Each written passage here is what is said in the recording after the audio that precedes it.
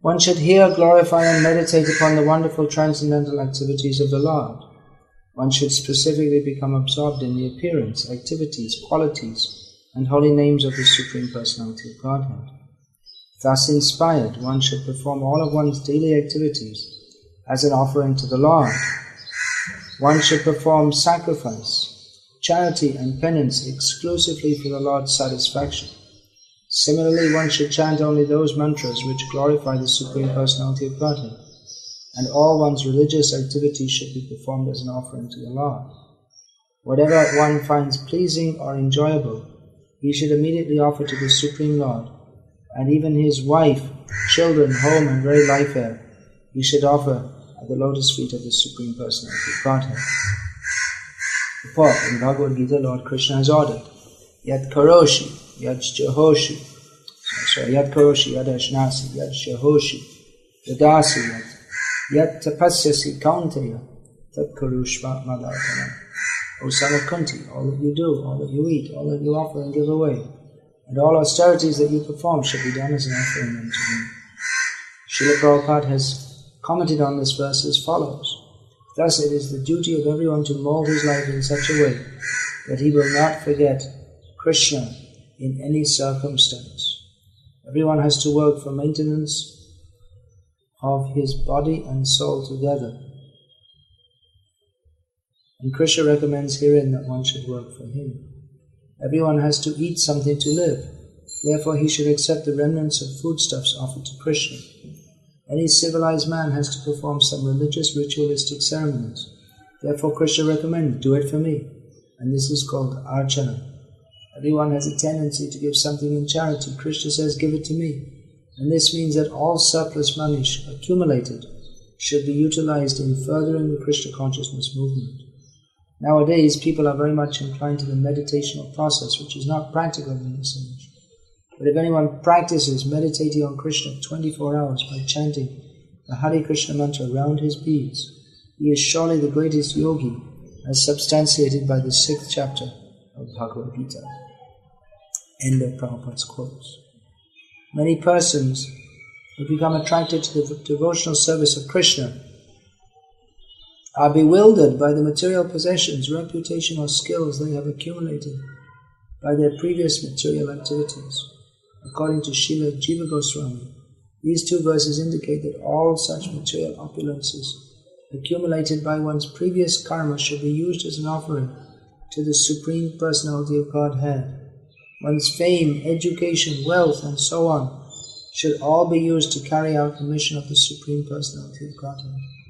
Sometimes envious materialists ask why one should waste one's wealth and education in the Lord's service when such things could be used to gratify the temporary material body. Actually, however, whatever we possess, including this body, is ultimately the property of the Supreme Lord, who is the creator, maintainer and annihilator of all existence. Therefore, one should be blessed by dovetailing one's so-called opulences in the devotional service of the Lord. Otherwise, as stated in Bhagavad Gita, Mrityu sarva haraschaham. The Supreme Lord will appear before us at the time of death as Mrityu, death personified, and violently take away all of our possessions. Therefore, such possessions should be peacefully offered to the lotus feet of the Lord while we are still living and able to enjoy the pious result of such an offering. According to Srila Vishwanath Chakravarti Thakur, tapaha, austerity means that one should observe vows such as Ekadashi Vrata, in which one fasts from grains and beans twice a month. Minimum. The word japtam refers to chanting the holy names of the Lord, such as Hare Krishna, Krishna Krishna, Hare Hare, Hare Rama, Rama Rama, Hare Hare. Srila Vishwanath Chakravarti Thakur has further pointed out that one can offer one's wife, children and home to the Lord by converting one's family into devotees of the Supreme Lord. Rather than becoming artificially puffed up in the pursuit of so-called status symbols, one's family should be trained to understand that they are eternal servants of the Supreme Lord.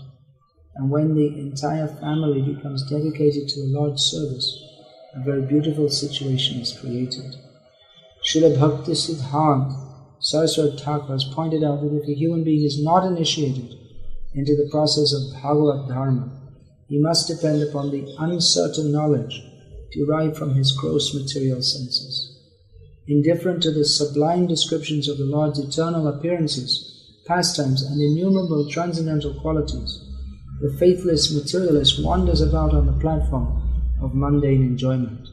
But if one can understand the reality of the Supreme Personality of Godhead, as he is described in authorized Vedic literature, then one should accept the order of Tridanda Sannyas, or at least one should practice restraint of the body, mind and words, and thus become self-controlled and fixed in the absolute truth. Then all of one's desires, all the charity he gives, and his penances and chanting of mantras, in other words, his entire personality, his home, his children, his wife, and his very life here, become heartfelt offerings to the Supreme Lord. When a living entity constantly hears the authorized descriptions of the Supreme Lord and dovetails all of his activities in the Lord's service, avoiding other activities, he is considered to be fixed on the platform of Bhagavad Dharma. The words here appear, tadarke kilacheshtitam. All one's endeavors should be for his sake, as is quoted in Sri Chaitanya Charitamrita and Bhakti Rasamrita Sindhu. Tad means here Krishna. Krishnate akila cheshtit. Krishnate akila cheshtit. Chaitanya Mahaprabhu says in the Bhakti Rasamrita Sindhu that comes out as Krishnate akila cheshtitam. All endeavors should be for Krishna's satisfaction. In Bhakti Rasamrita Sindhu, to explain this principle, Srila Rupa Goswami states, what is that verse? Lokiki vaiviki chaiva. What is that verse? Hari seva anukuyaiva bhaktim ichchata. Lokiki vaiviki va kriya kriya kriyato mune. Hari seva anukuyaiva.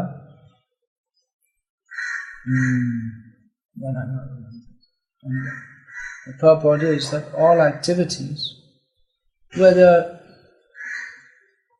ordinary activities or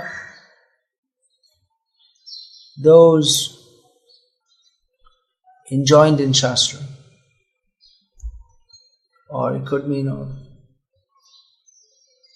that those who are following the Pancharatri path or the Vedic path, everything should be done for the satisfaction of Krishna. What that is explained here. That one should specifically hear and chant about and meditate upon the Supreme Lord, Hari, who is supreme by dint of his extraordinary activities. In the modern age, many persons are advertised as, or advertise themselves as, being the Supreme. One of them in South India does some extraordinary activities, such as making ashes come out of his picture, which is extraordinary to us, but it's not nearly as extraordinary as Adbhuta Karmana, the actual Supreme Lord, who is Urukrama. For instance, his extraordinary activities mean walking over the whole universe in 2 steps. How many steps would it take you to walk from here to Gurgaon? You have to calculate how many kilometers it is, how many steps per kilometer. The Supreme Lord in 2 steps covered the whole universe. So this is an example, only one example of his Adbhuta karma, by which he is known as Adbhuta karma, performer of wonderful activities. So persons who perform activities that are wonderful to us, such as making ashes appear from their picture, which is of no value to anyone anyway, we have to see if it's actually wonderful compared to the wonderful activities of the Supreme Lord. Yesterday, I saw in the foyer of just as you come out of security check in that was the second day of the new airport in Bangkok, called Suvarna Bhumi Airport. So they have a huge shopping area, and just as you enter, there's a very big, what would you call it, diorama, I suppose, of the churning of the milk ocean. And there was the Asuras on one side and the Devas on the other. And it had some writing also, how the writing could have been written by one of our devotees, only they didn't say the Supreme Lord, they said Vishnu. They didn't say the Supreme Lord, but they said in his avatar as the tortoise avatar. So, is another example of his Adbhuta karma, his amazing activities, that he takes the form of a tortoise. And then again, as was shown in this diorama, the Mandara Parvat was resting on the back of Matsya Avatar, and on top of the Meru is again Vishnu in his human-like form. And again he appears in this Leela in another very unusual form, female form, although he's Vishnu. It's the original sex change without any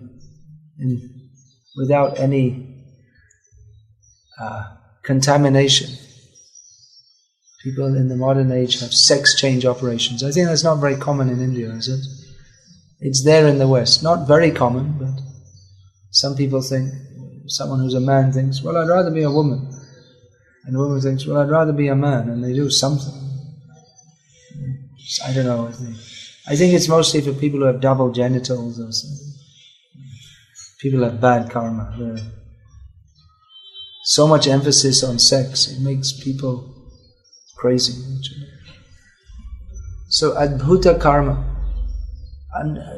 amazing activities performed by the Supreme Lord. This word Adbhut is very important, because Adbhut, the sense of something being amazing, wonderful, that is the definition of rasa. Rasa arises from that which is amazing, something wonderful. Krishna is Akhila Rasa Murti. All amazing and wonderful things abide in him, and you can never tell what he's going to do next. It's always wonderful. Nitya Navayanmana. Always new and fresh. So Krishna is the one who should be heard about, chanted about, and remembered. And his janma, karma, guna, his appearance, activities, qualities, these should be heard, chanted and remembered about. And then one's wife, Dharan, Sutan. Dharan, this looks like plural, is it? Yeah. So this is, here in the English it's translated in the singular, but actually it's in the plural form. So they have added, in the translation they've added some Western moral standards, although in the original it's in the plural, one's wives, Dharan, Sutan, Grihan, one's homes. One may have more than one's home, more than one home. Again, they put it in the plural there. Prana, one's life. Yet Parasmai, he is supreme. Therefore it should be offered to him. The purport opens with the quoting of the verse, Yat karoshi yadashna. Whatever you do should be offered to him. But the sense of this verse in Bhagavad Gita, whatever you do, whatever you eat, whatever charity you perform, everything should be done as an offering to me. That's not exactly the sense that's being given here in these two verses. There's a difference, isn't there? Who can see? There's a difference in emphasis, vital difference in emphasis.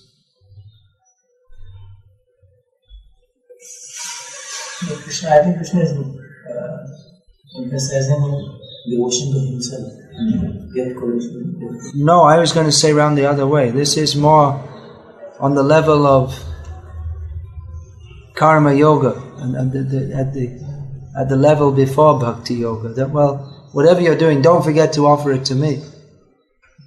Whereas here, the emphasis is on hearing and chanting about and meditating upon the Supreme Lord, and because one's focus is on the Supreme Lord, therefore whatever else one does should be offered to Him. That you can go on with your Dharan, Sutan, Grihan, you can go on with all these things. But it should be all offered. Prana, one's very life, one's life is, should be offered in the service of Krishna. Whereas here, in the Yat Karoshi Adashnasi verse, it's more like, well, whatever you're doing, remember Krishna also. But here the emphasis is on, remember Krishna and offer to Him. Whereas here, in this series of verses, 2 verses today, which we have one with an English number and one with a Sanskrit number, 26, 27, and then 27, 28. Anyway, that's not very important. The emphasis is first and foremost on remembering Him. So there's a difference. So this Krishnarte Akila Cheshta, this is the essence of bhakti. Bhaktisiddhanta Saraswati Thakur, he often quoted this. It's the essence of, I mean, rather it's the practical demonstration of bhakti. Bhakti means attachment to the Supreme Lord, loving attachment, and that is manifested by performing all one's activities for His satisfaction. Also, again, that love means service. Love is not just a feeling, but it's generated from interactions in which the two parties who love each other, they act for the satisfaction of each other. This is exchange of love. And there are activities. Love is demonstrated in activities. Otherwise, words are cheap. One can say, I love you. But then, love means one has to be prepared to make some sacrifice that is tested. One is prepared to, in love, one is prepared to forego one's own happiness for the sake of the benefit of the loved person. That's why we see that all the great devotees, they all went through so many difficulties. That's just to demonstrate how all pure devotees, they put their own, they don't consider their own happiness. They consider that my only meaning of my life is to act for the satisfaction of Krishna. Whereas neophyte devotees say, well, I'm serving God, and why is He giving me so many difficulties? They think that their bhakti is meant for, He will provide for my benefit measured in terms of my personal comfort and personal bodily happiness. Whereas a pure devotee's outlook is completely different. He doesn't consider his own happiness. Na dhanam, na dhanam, na dhanam, na janam, na sundarim.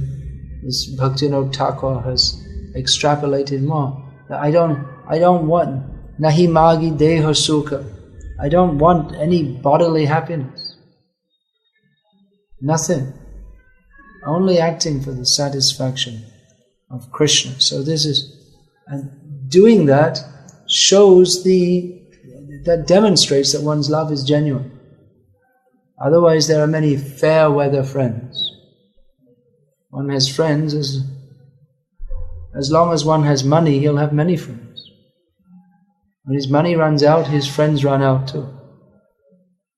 Because their friendship is not actuated by actual regard for the person, but for there's no actual love there, but they want to take advantage of what he's got. That's all.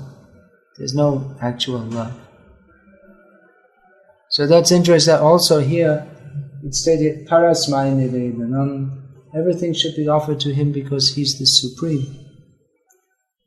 But then at the highest level of bhakti, Krishna does not take the position of the Supreme. He takes the position of an equal or a subordinate. This is Vrajalila. And even in Vrajalila, if He sometimes shows His supremacy, the Vrajvasis, they don't really grasp that. It doesn't really register.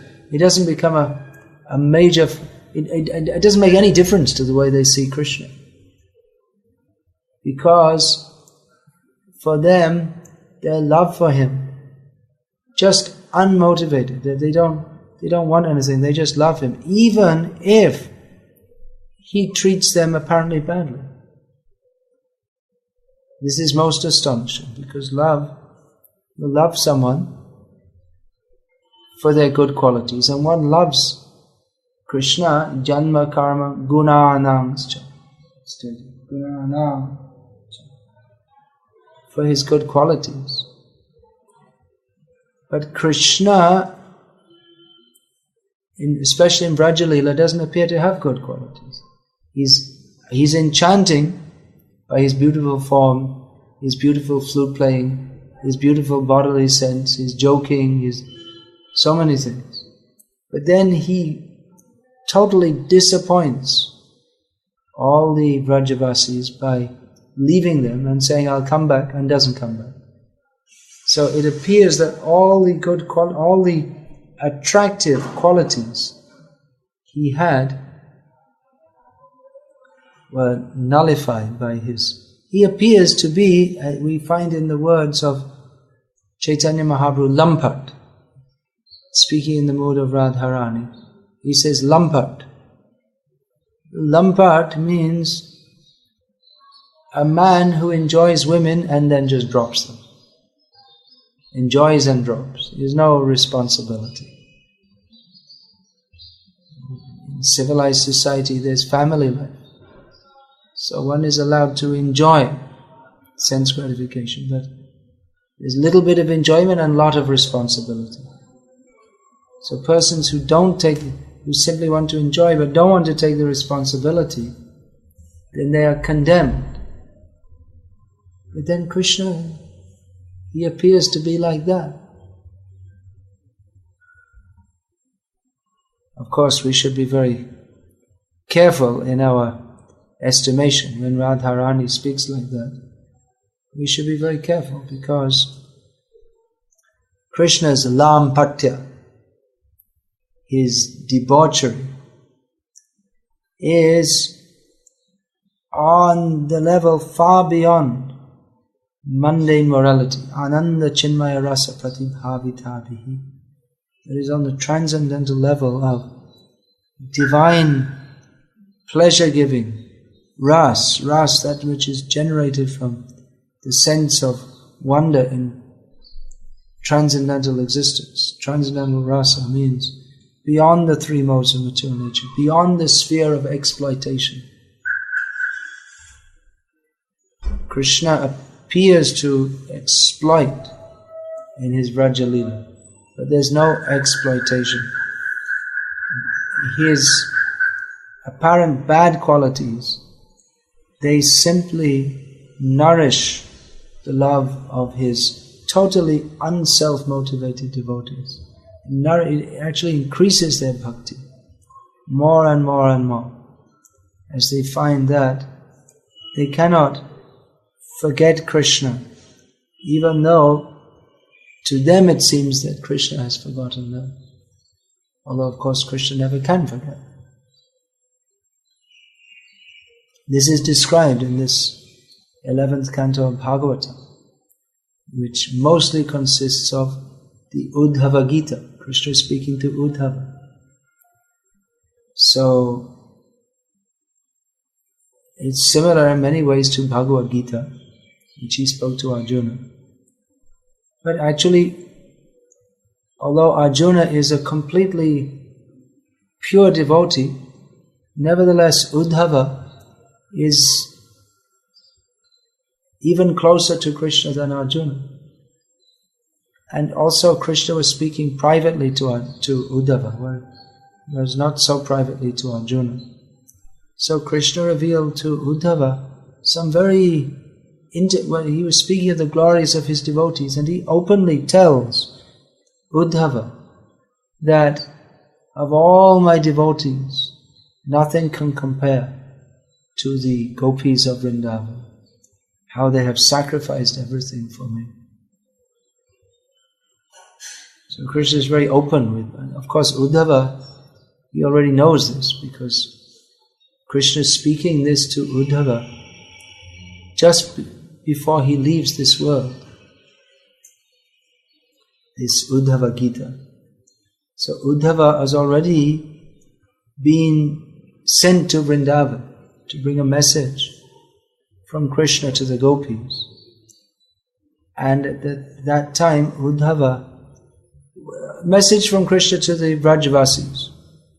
But in Bhagavatam it's especially described what is the response of the gopis of Vrindavan. So Uddhava is well aware of this. Well aware means he is aware of the greatness of the gopis of Vrindavan, who are the highest exemplar of the principle Krishnate Akila Cheshta. Everything should be done for the sake of Krishna. So here we are very logically and reasonably being exhorted by Lord Sri Krishna that everything should be done for Hari. Why? Because he is Adbhuta Karma. He is the supreme. Parasmai, Yat Parasmai Nivedanam. To that supreme. Who is that supreme? Harer Adbhuta Karmanaha. Hari, who performs wonderful activities. There are many. Hari can refer to Indra, can refer to a lion, is also called, can refer to a thief, may refer to so many people. You probably, if you have many friends and acquaintances, you probably know at least one or two people who are called Hari. It's a common name in India. You knew some people called Hari? It's a common name. But which Hari is being referred to here? Hari Adbhuta Karmanaha. who performs wonderful activities. Of course, Indra could be said to perform wonderful activities. He, with his famed thunderbolt, he destroys the masses of the demons' armies, and he cuts the wings of flying mountains and makes them crash down. The lion also performs wonderful activities. If we are to praise a brave man for his wonderful activities, we compare him to a lion. Isn't it? There's some in Bengal, the Shere Bangla. I can't remember who it is, but there's one person called the Lion of Bengal. Who is that? I can't remember. Huh? Huh? Who? He was executed by the British, is it? They say him like this, tiger. Oh, the cricketer. Yes. Yeah. Oh, that fellow. He's the new Shere Bangla, but there's some other one from the Swaraj period.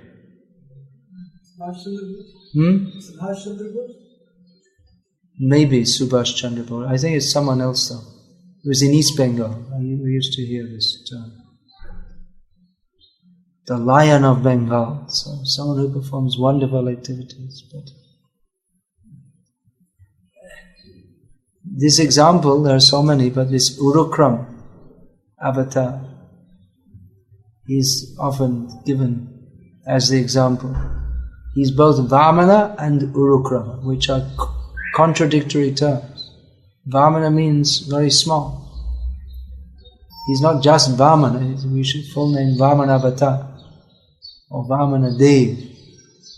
Otherwise there are so many Vamanas, there's so many dwarves.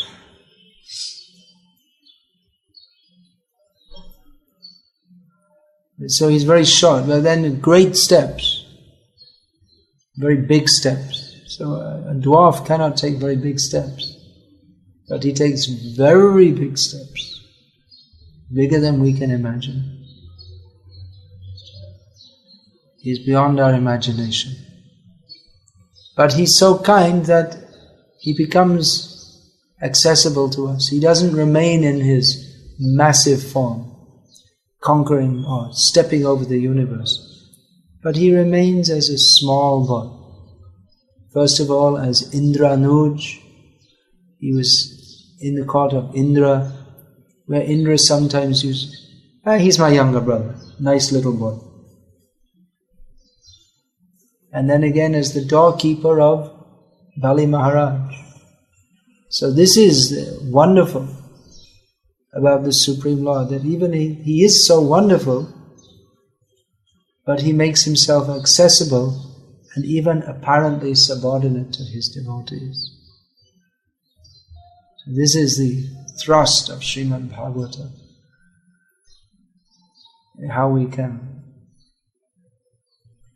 appreciate the Supreme Lord, that He's so great, yet He's so accessible. So, philosophy doesn't go this far. Swarasiki siddhi brajagopi dham paramachanjala shati যোগের ধ্যান নির্বিশেষ জ্ঞান এখানে না পায় স্থিতি. The very personal and or the personal and rasa-filled service. Each gopi has her own very personal service to Krishna, which is that is her wealth. That is, the gopis are at the same time uncontrolled by Krishna. They're independent. At the same time completely faithful to Him. So this is beyond philosophy. The Gyanis, they're studying philosophy, shastric knowledge, and the yogis, they're meditating. But this is beyond. there's no place here. So, philosophy, we're discussing philosophy. But ultimately Bhagavatam takes us beyond philosophy. Not as the Mayavadis, they say, you do philosophy and then you just kind of merge into an undefined. Well, if it's undefined, you can't. What word are you going to say? Undefined what? There's no word. There's always words. It's only no more words. But rather, there should be so many words to describe Him who is indescribable. But the attempt should be there to describe Him. Just 2 days ago, I was speaking on the perfection of philosophy and religion at the Department of Philosophy of Religion at a university in Bangkok. So I just spoken for 1 hour, and I was going step by step from when someone gave me a note and I said, oh, I have to finish soon. So then I had to jump through the next hour and had to give it in 5 minutes. So we jumped from that there is transcendence to Krishna is the Supreme Personality of Godhead. And everyone just got completely lost. But they would have got lost anyway, because they're trying to understand rationally. But it only goes so far. Then at the end they get some question. Then you're talking about universal principles, then you introduce a name. So then that's not universal. Then the Supreme should not have a name. You can, that there is God and that He's the Supreme Person, we can logically understand. It's like if you come to a country, you don't know what system of government is there or who's the head of government, but you know there must be some system of government and there must be a head of government. To deny that would be foolish and illogical. But who is He? What does He like to eat for breakfast? No amount of logic can tell you about His personality, but He must have a personality. He's not just an automated robot at the head of state. So then I was saying that, yes, and Krishna has his favorite animal, the cow, his favorite musical instrument, the flute, and he has his girlfriend also, and that really finished them off, because they're Muslims and Buddhists, and they'll never accept that God can have a girl. They can have girlfriends, but He cannot. So, therefore this 11th canto should be studied. That gives the philosophical basis to everything we read before, especially in the 10th canto. It's beyond philosophy, so when your mind is completely boggled by hearing Krishna about Krishna's Sarvat Bhuta Karmana, is all wonderful activities, then come to the 11th canto and then understand it philosophically. That's given here by Krishna. Hare Krishna. Any question about this? Comment? Well, like Rajna says love Krishna, unmotivated, I was still. Even if this is Sri Sampradaya, and their love is also. Their what? The love which Alvas are. The love which the Alvas, it's also unmotivated. And yes, well, that's there also in the Alvas, the way they describe. But at the same time, there's always the sense of, there's a lot of sweetness in there, and there's a lot of Divya Prabandhas about Krishna, how he's stealing butter and this and that. But still, despite all this, they definitely appreciate the sweetness of Krishna. It's definitely very sweet. But at the same time, they maintain a strong sense of His being the Supreme. So that Aishvarya Bhav is still very strong. And the sweetness at that level comes from appreciating that He's so great, but at the same time He's so accessible to us. And that's one of the that's a wonderful point which we come across again and again and again in the Bhagavatam and in the Bhakti philosophy. How He is so great, yet He becomes Just like now we're going to sing Damodarashtaka. So he is bound by the ropes of love. Pranaya Rasanaya. That's in Bhagavatam. He who cannot be controlled, there are so many instances. Chitta Chitto api apitaistri lokya. He is unconquerable, but he is conquered by the process of bhakti. So that is the basis of bhakti. To appreciate his greatness and to simultaneously appreciate his sweetness. But then, when one comes to the very highest level, even that he is great doesn't become a factor at all. And the sweetness increases so much that they don't think that Krishna is great. Madhurya Bhagavata Sa. The very essence of God's godness is not his power, but his sweetness. So when the sweetness becomes so predominant, then there's no more consciousness of his greatness, even if he shows it.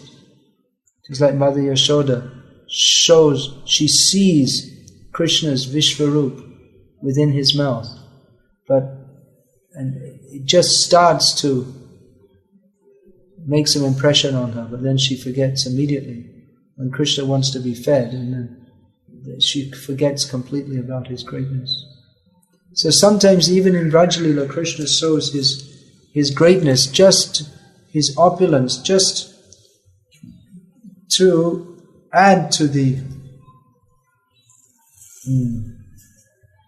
sanchari bhav, or the current mood. But he doesn't. That's never manifest for very long. If it can, the only reason that Krishna will show his greatness in Vrindavan is if it can nourish in some way the sweetness. But he never manifests for very long, and it's never predominant. So that's the difference. Definitely, Sri Vaishnava, all the genuine Vaishnava Sampradayas, they all have bhakti, and bhakti is sweet. It's so difficult to comprehend Raja. It is difficult to comprehend. It's not comprehensible. It's not a subject matter of the intellect. And it is a Sri Vaishnavas and Madhvas, their mood become little related to Krishna. Yeah, because we're not on the platform of Raj Bhakti. That's why it's difficult for us to enter into it. But we can, by hearing about it, we can begin to appreciate it. And then by the mercy of the Vrajvasis, we can enter into it. Srila Bhaktisiddhanta Saraswati Thakur gave the method how we should approach that. Pujala Ragapata. We should, instead of artificially imagining ourselves to be on that platform, we should rather, with a mood of great awe and reverence, worship those who are on that path. That we maintain awe and reverence, but not so much for the greatness of the Supreme Lord, although that is not to be discarded, but for those who have transcended that, or they're not transcended, they're nitya siddha, those who are in a position transcendent of that. Now, interestingly, Gita Govinda begins with Dashavata Stotra. So, just very quickly, Jayadev Goswami, while introducing pastimes which are far beyond any conception of Krishna's greatness, he introduces that, now who are we going to talk about? Keshava. Who is that Keshava? He is the Matsya avatar, he is Kurma avatar, he is Varaha avatar, Narasimha avatar, and on and on. Vamana, Parashuram, Rama, then Balaram, Buddha, and Kalki. Yeah. Well, he doesn't speak of that in the Dashavata Stotra.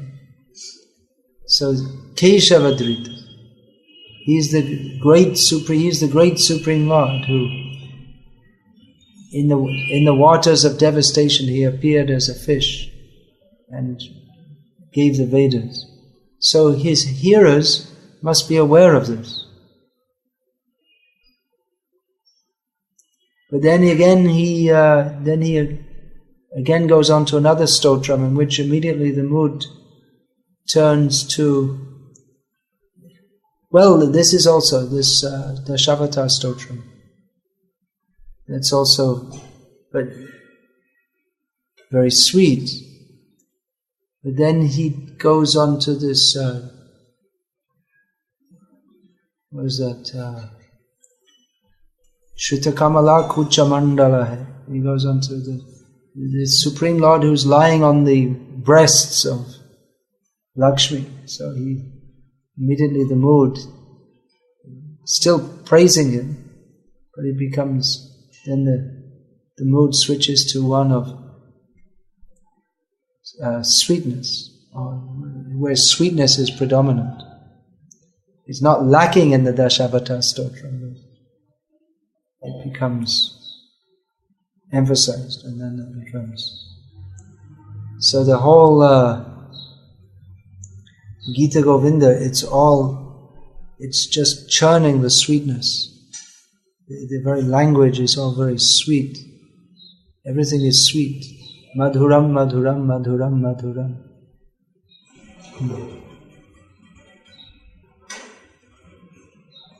Madhugandhi mridusvatamaita raho madhuram, madhuram, madhuram, madhuram.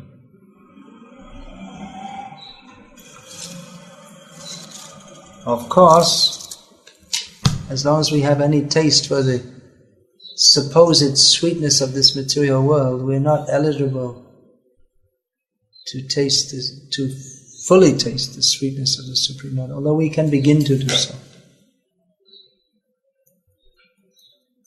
This means that that Raja Bhav only translated at a Prakrit level, otherwise... certainly it's a Prakrita. On the mundane level one cannot understand. Prakrit means Adhokshajan at that level. Otherwise you can't surpass greatness. No, well certainly at the Pratyaksha, Paroksha, Aparoksha levels, that's the very meaning there, that one cannot, one has to come to the Aprakrita level. One has to go beyond the mundane levels. But that doesn't mean that one can't be on the Aprakrita level while apparently living in this material world. One may see a devotee externally, but his life is actually nothing to do with this world.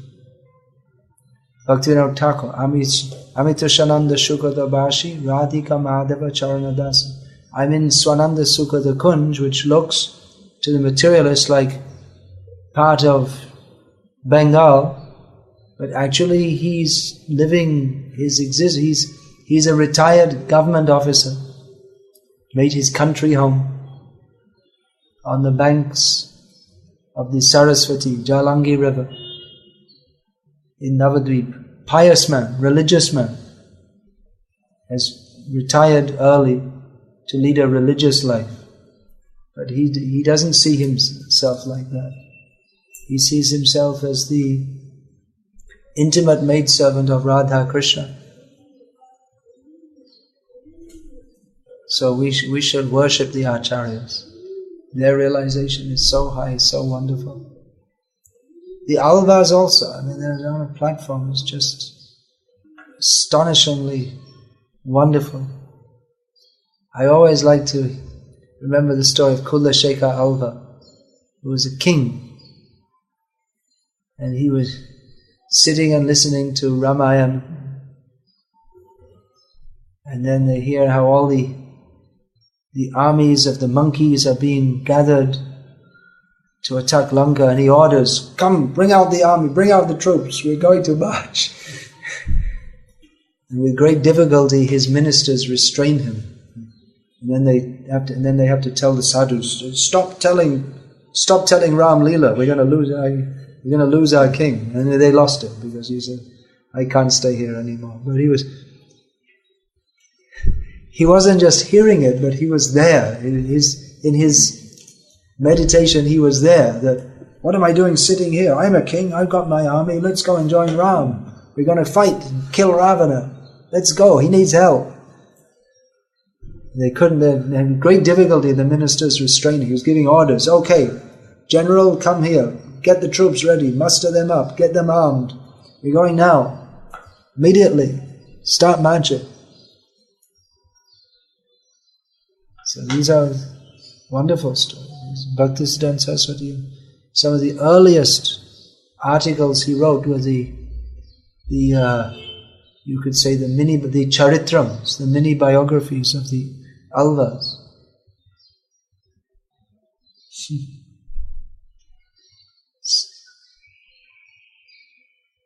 He appreciated that so much.